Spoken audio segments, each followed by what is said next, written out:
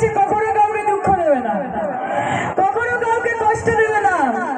মনে রাখবে মানুষ থাকলে তুমি থাকবে, মনে রাখবে মা বোনেরা বাঁচলে তুমি বাঁচবে, এবং মনে রাখবে যে লাভ ছাড়া ক্ষতি নেই, দিদি ছাড়া গতি নেই।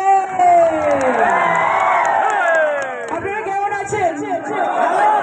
আমি অভিভূত, আনন্দিত, আপ্লুত আপনাদের মাঝখানে আসতে পেরে।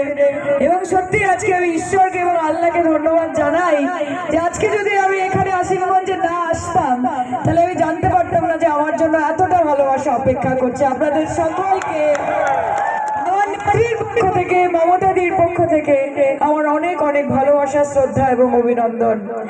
আমি অত্যন্ত খুশি যে আমাদের মধ্যে যিনি রয়েছেন, আমাদের ক্যান্ডিডেট, আপনাদের ক্যান্ডিডেট কে? ইনি रानू खान। क्या कैंडिडेट है, क्या बात है। আমি তো ওনাকে দেখে বললাম যে দাদা আপনি লড়ছেন? বললো হ্যাঁ আমি লড়ছি।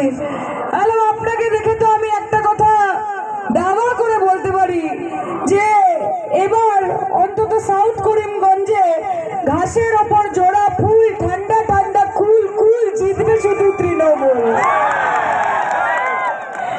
কারণ আপনি মানুষের পাশে থেকেছেন, আপনি মানুষের কথা শুনেছেন, এবং সুফিয়ান ভাই যেরকম ভাবে সুফিয়ান স্যার বলছিলেন যে আমরা এমন মানুষ চাই না যে ঠান্ডা ঘরে বসে থাকবে জেতার পরে, আমরা এমন মানুষ চাই যে আমাদের ডাকে সাড়া দেবে, যার দরজায় গিয়ে ঠক ঠক করলে সে মুখ ফিরিয়ে চলে যাবে না,